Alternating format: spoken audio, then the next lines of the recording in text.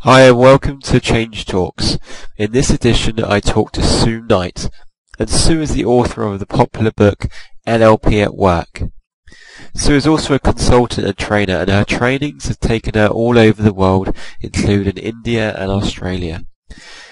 She is very well respected, and you can tell from this interview that Sue likes to bring humour to her work as well. I know that you'll get a lot from this interview, and I hope that you enjoy it as well. Hello. Hiya. Gone. I'm back. How are you? I'm good, thanks. Let's change this slightly. I'm cutting off the bottom half of your face, so... Oh, is that maybe because... Hang on. It's probably because I was slouched.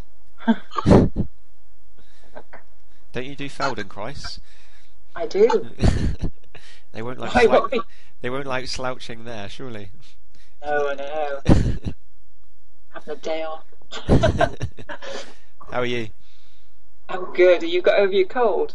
I have. I think. You sounded bad on the beginning of that recording, dearie me.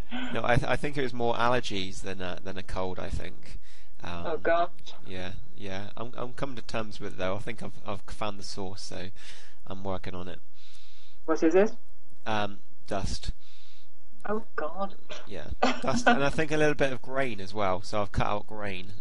It's always good to find where the main sources of your allergies are. So I'm just narrowing them all down at the moment. How did you discover that? Trial and error, really. I found on Mondays it was Mondays it was at a particularly bad period, and the gym where I'm part of, we do this kind of like a food scheme where we have like a cheat day at the weekend, and where on Sunday you can kind of eat what you want. And I found the next day after that was particularly bad, and that's when I ate the most grains and sugar and things. So yeah. Yeah, I'm finding that I get very croaky throat lately, and if I have dairy things, oh yeah, and like cappuccino or something like that, which I really like, which is a drag, and I'm trying to convince myself it's not that, but I'm sure it is. All these pastries, maybe, that you seem to like to eat. Oh, it can't possibly be those. No. That's what I say to most sugar stuff. It can't be that. It can't be the Ben and Jerry's that I have at a weekend. Surely not. Oh dear me, bad news. No.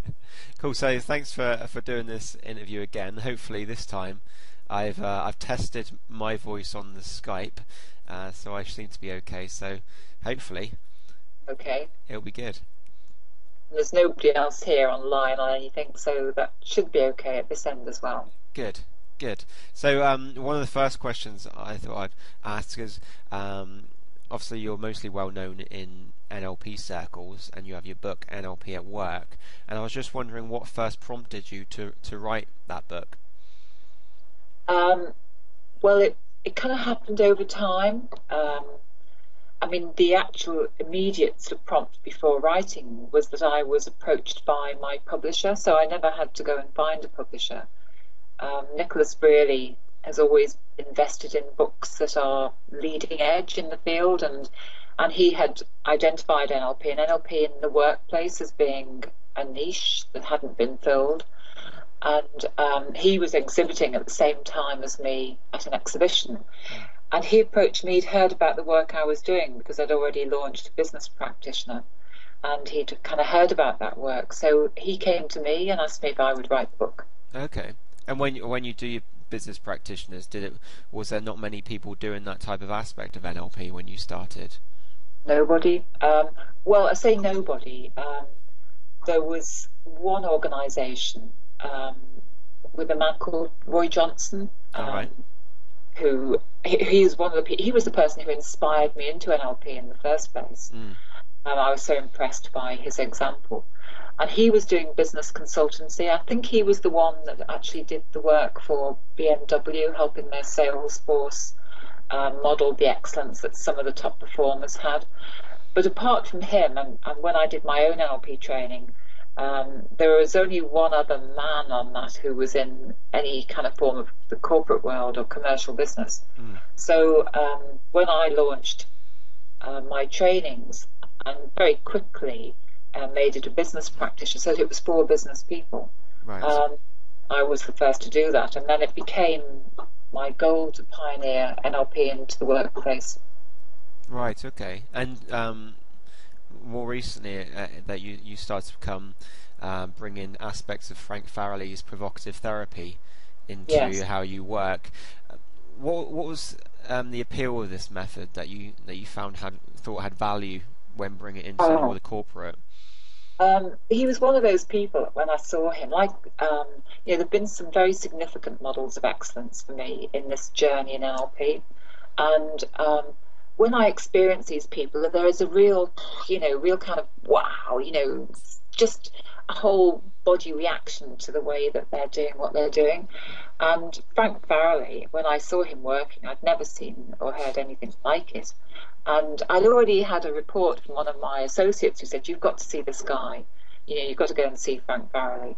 And I went along. And even then, I couldn't really unpack all that was going on. I mean, it's still very difficult because he does so much. But I just thought, this is something else. And it is, it's, and I experienced a one-to-one with him. I thought I'd avoided being, subject for demonstration in all the NLP training I did. But I think with Frank, probably having a one-to-one is the best way. And it had such a profound effect on me as well, such a remarkable effect. Yeah. And it was only a 25-minute session, because that's what he does. And yet the repercussions of that were huge. So I thought, this stuff really works in a very different way. And did you then start to model what he was doing then, to unpack some of the stuff that he was doing? I think I was just in shock for a while, really. It was just like, what is he doing? I can't remember where we went from there, actually. I can't remember the first next step, because it certainly wasn't long before I decided to host. So if I want to learn and model something, often, a way I'll do it is invite them to come and present for me, either to be an exemplar on a program or to host a program. So I invited him to come and do a program. And that was when I started hosting programs for him. And I've been doing that for, 12, 13, 14 years, I think. I imagine you get most of your material over when you're having dinner and things like that, rather than just watching him do his work, and you can ask questions and things like that. How do you mean over dinner? Well, when you're hosting them. When I'm hosting with him. You just get material. Because I watch his videos as well. We record the sessions that he does with delegates, and I've just studied him in many different ways, and all the time I discover more and more about what he's doing. It's very rich. I think that's what the pull comes from in the first place. I experience something, and I have a sense of the complexity and the richness of it, and yet it looks very simple on the surface. And over time, it just keeps kind of unraveling. Just keep discovering what's going on. Who have been some of the main people that you've had that experience with, where you watch them and you get that feeling that you're experiencing something really good here? Well, Gene Early, who was the first trainer I had on my NLP training. He actually wasn't present on the very first weekend, because we did it in weekends over a year, but he appeared on the second weekend, and it was a big group, and he was on the stage. And I had never really experienced any trainer work the way he worked, and I'd done a lot of training by then. I'd been around quite some key people, and I thought, this guy is amazing, that he can somehow make me feel that he's looking and speaking to me personally, and I sense that everybody else in the room felt that as well. And the way he could just detect what was going on for each person individually, his charisma, is that. So he was very definitely one, and he's been a very key influence throughout my NLP journey. And Frank Farrelly, David Grove had that effect as well. Right. Source of the Queen questions. I went up to a workshop that he was running up in the Lake District, and And again, I just thought, whoa, this guy is so skilled. He's so talented, particularly with language. I loved the way he could see the ambiguity in language and pick that up. So he was another one that had that effect.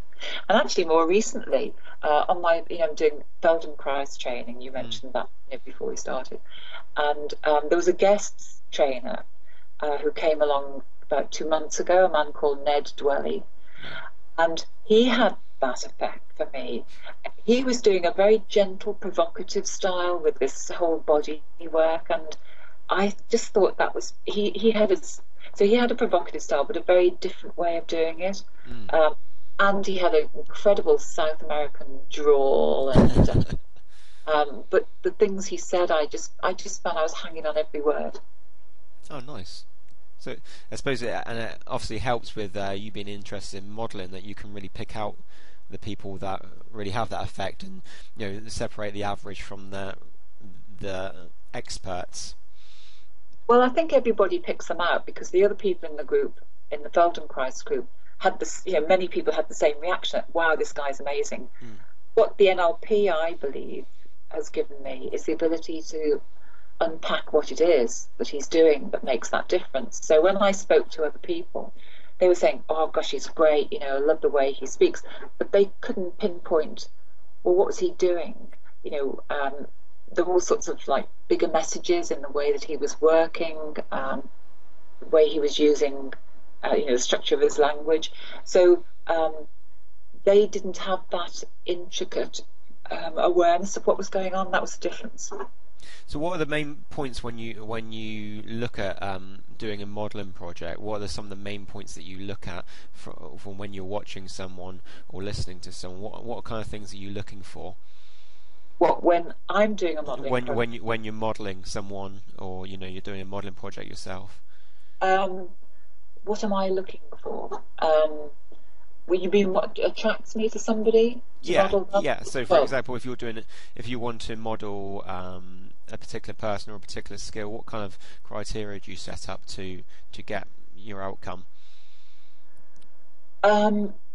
I'm not quite sure I understand the question. If you're saying what do I look for in them, I mean, I'm looking at their language and their behaviour. Is that what you mean? That sort of thing? Yeah. Well, I pay a lot of attention to language. I mean, I like language very much. Okay. But I also pay attention to, the way that they move, especially. Right.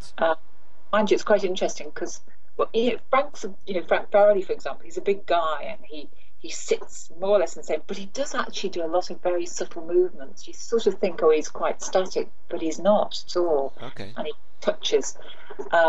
And then from that, I'm exploring, well, what principles do they hold? What beliefs are they operating on? Okay. What are the, what we'd call the meta messages that they're communicating? What strategies are they running? What are the patterns in their behaviours? That sort of thing. Yeah, pretty much. And when you look at that, what have been some of your most valuable modelling projects that you've gone through?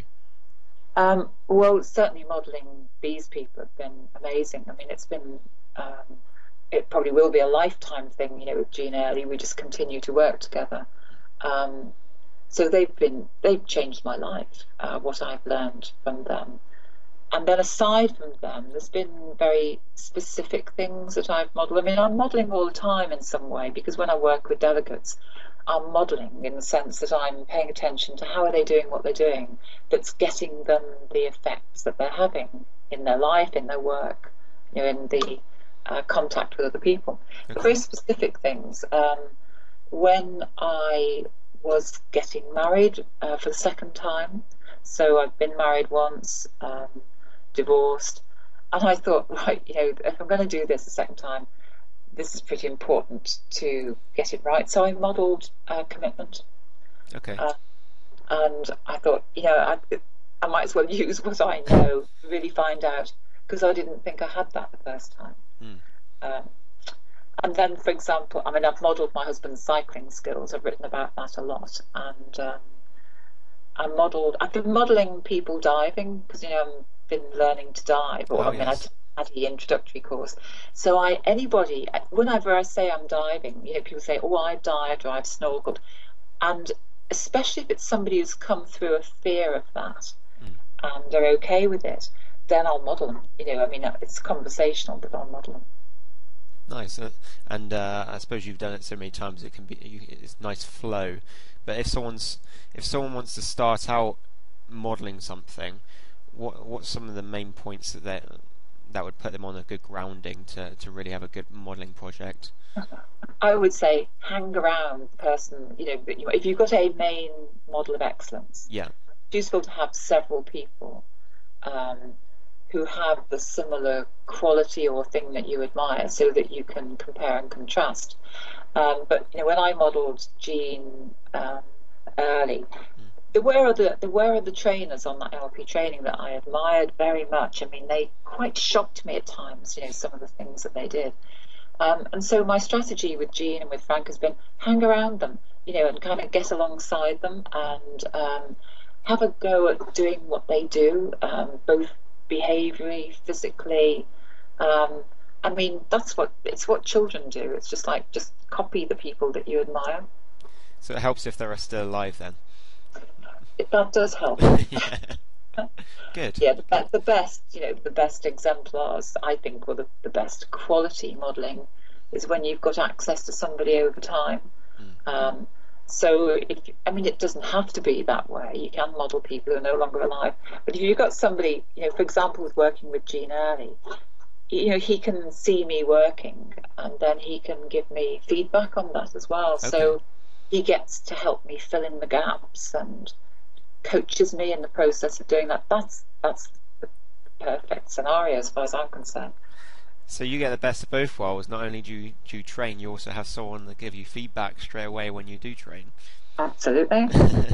Well, I think it's very important when I'm training that I'm visibly, obviously learning at the same time.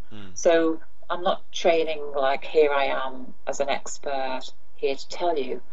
It's more important that I am here with a group as somebody who's learning. I mean, somebody said that to me yesterday. I was with a group of people doing master practitioner and modelling, and I talked about this experience of being fearful diving, doing this big step off, the side of the pool with all the tank and everything on, and this guy said, well, shouldn't you have this all sorted, given that you do NLP? And I said, well, I don't know anybody who's got everything sorted, for one thing. And what's more important is to keep pushing the boundaries, to keep taking myself to the edge of what I do find uncomfortable or scary, or where am I vulnerable.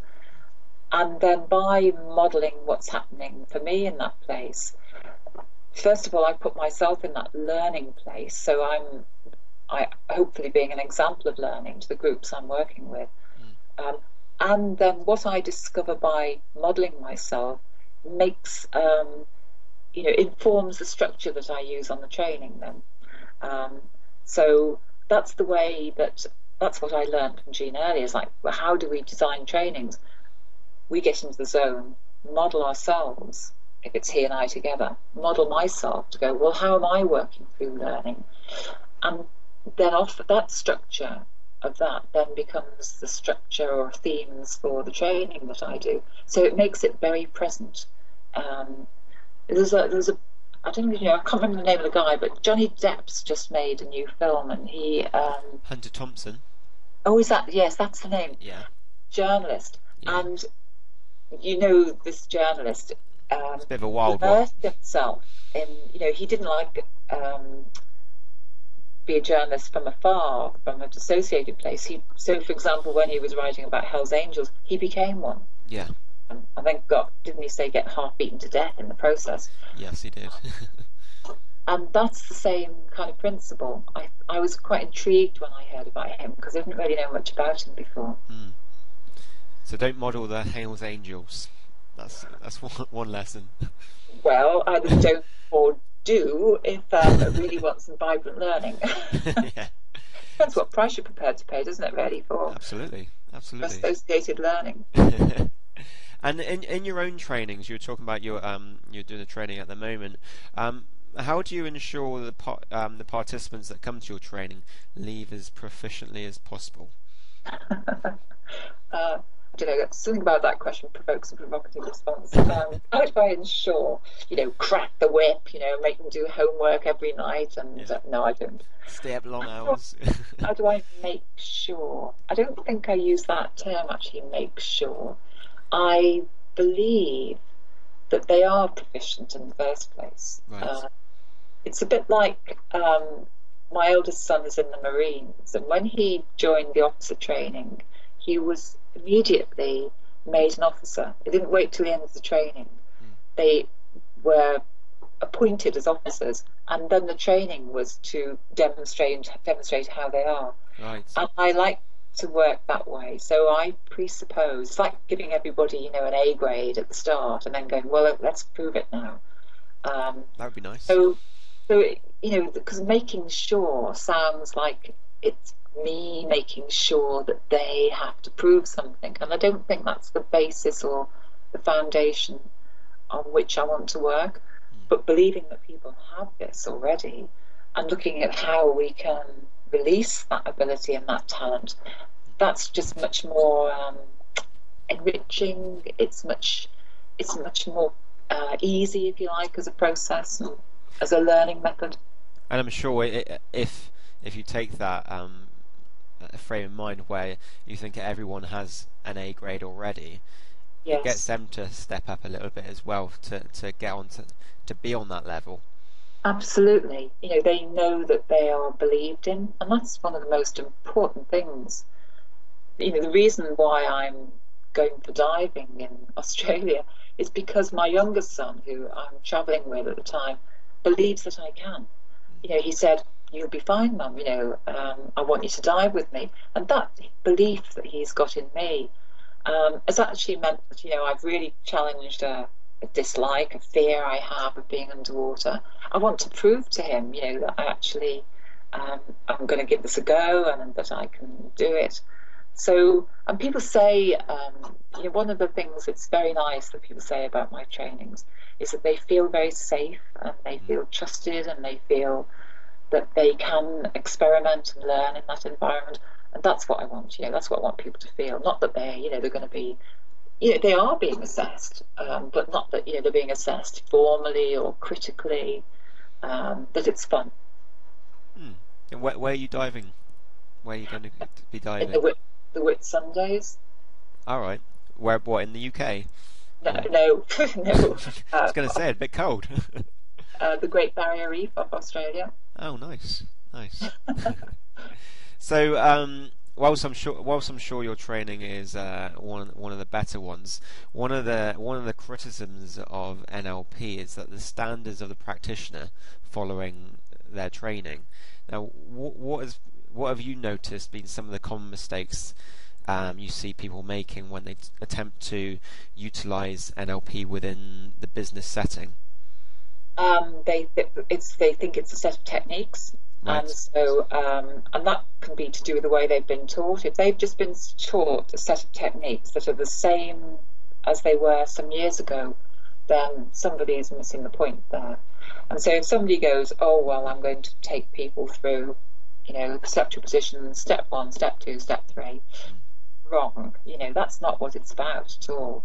It's much more about the sensitivity to gauge what works for somebody. These are templates, these are things like the techniques are the results of modelling over time, but they're very often taught as NLP. And I think sometimes that encourages people to think that they can do these techniques on other people.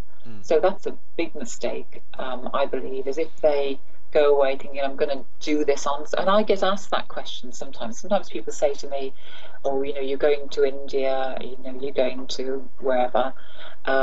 What are you going to teach people in India? And there's incredible arrogance in that. I mean, I'm at one level teaching, but I'm going to really learn about the Indian culture and look at how we can mutually benefit from that learning. So when people misunderstand, if they think NLP is about techniques and they lose the fact that it's about modelling and bringing out the best that already exists, then I think that takes it down a very different route. And also, if people use, all the jargon, if they use all the terms, or it's you're a big chunker, or noticing your eye movements. I think that's a real turn off for a lot of people. Can you imagine if someone said you're a big chunker? They wouldn't know what you're talking about. And don't say that when you're in the Hells Angels.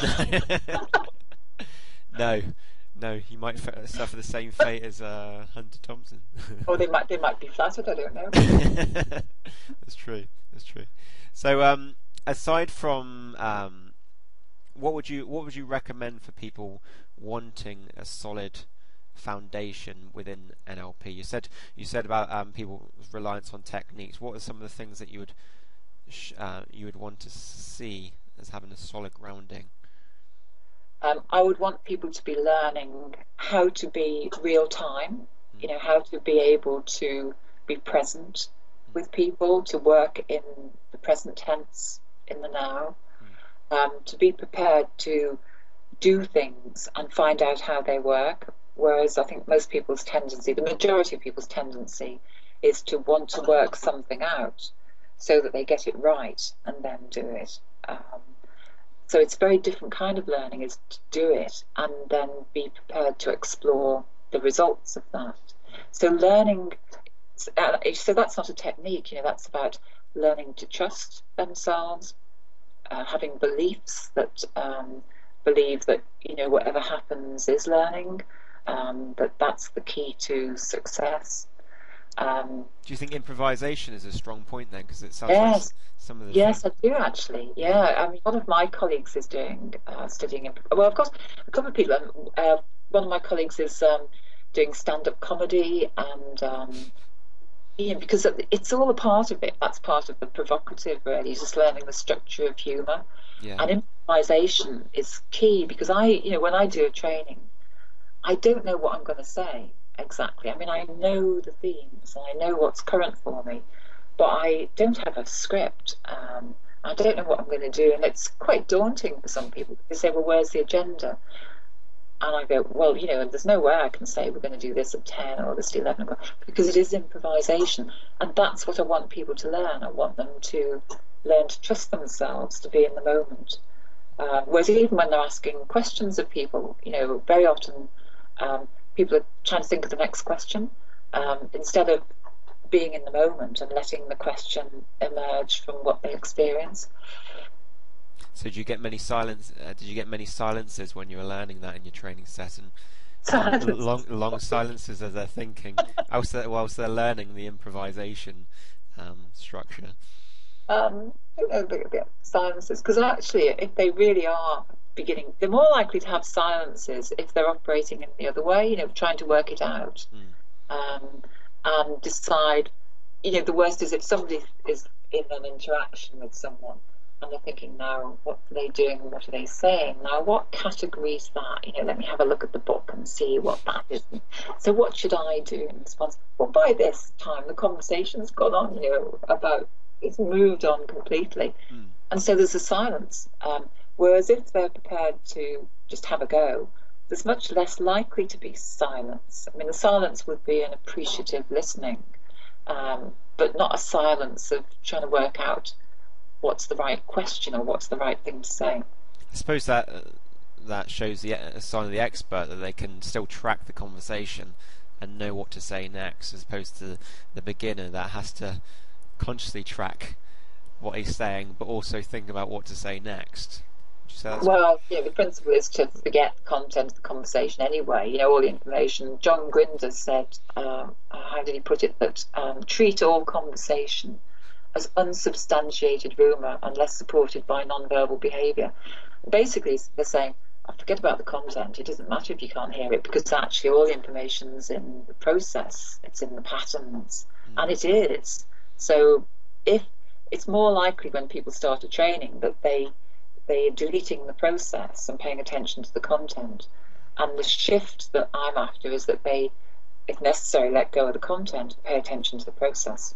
Right, okay.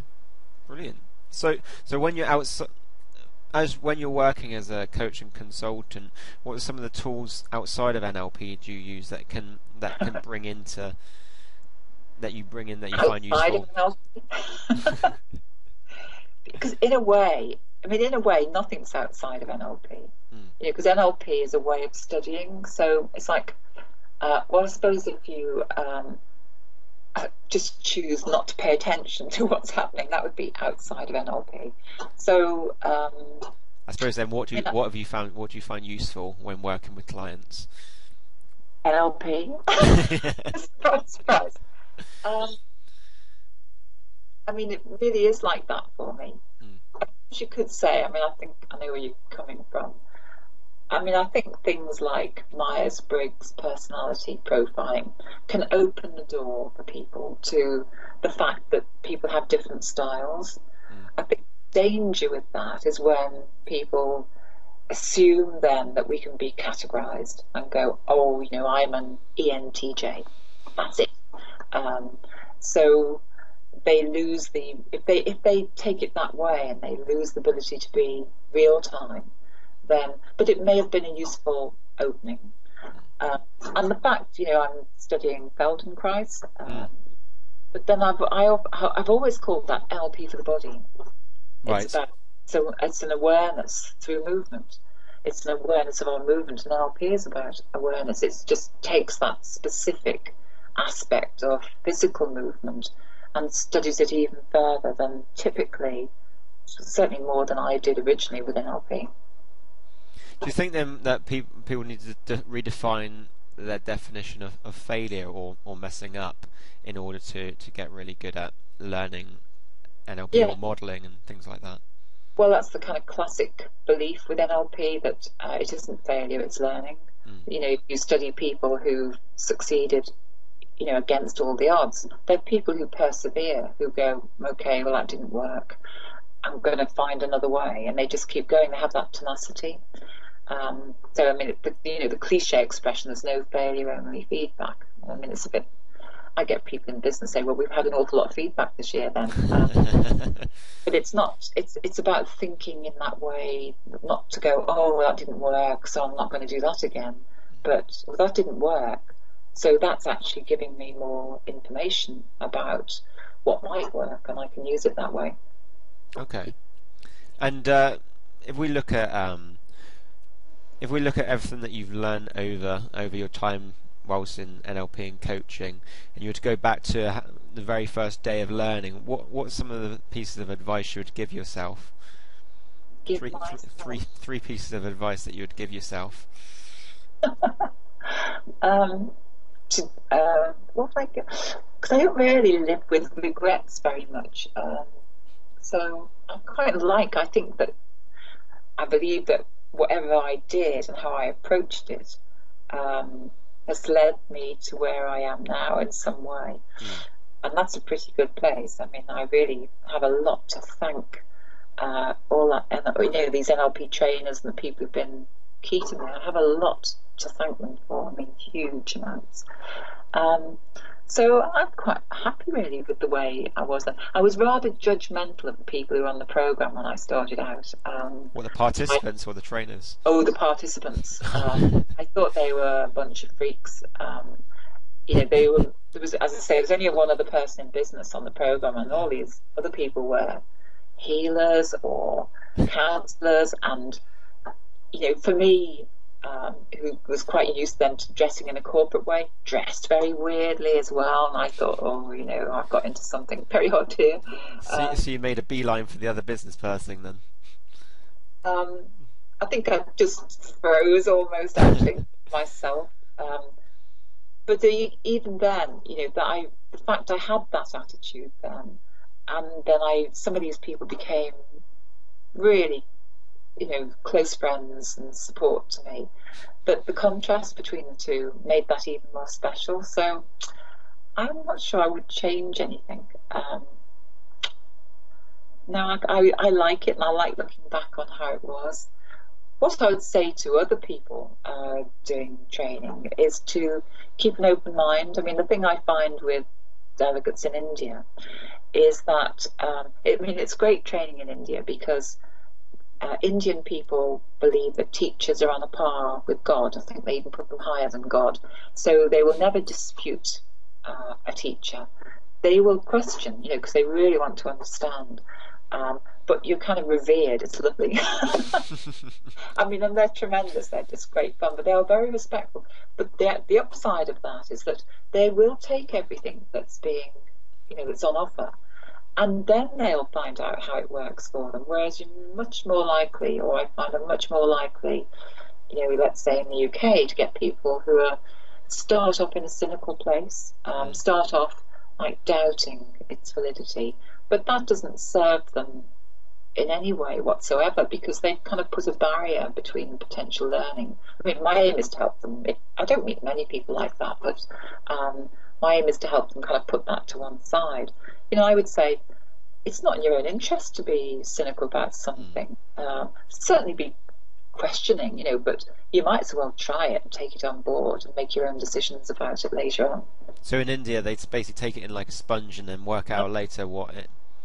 Yes, absolutely. They'll just take everything, as much as you can give or offer.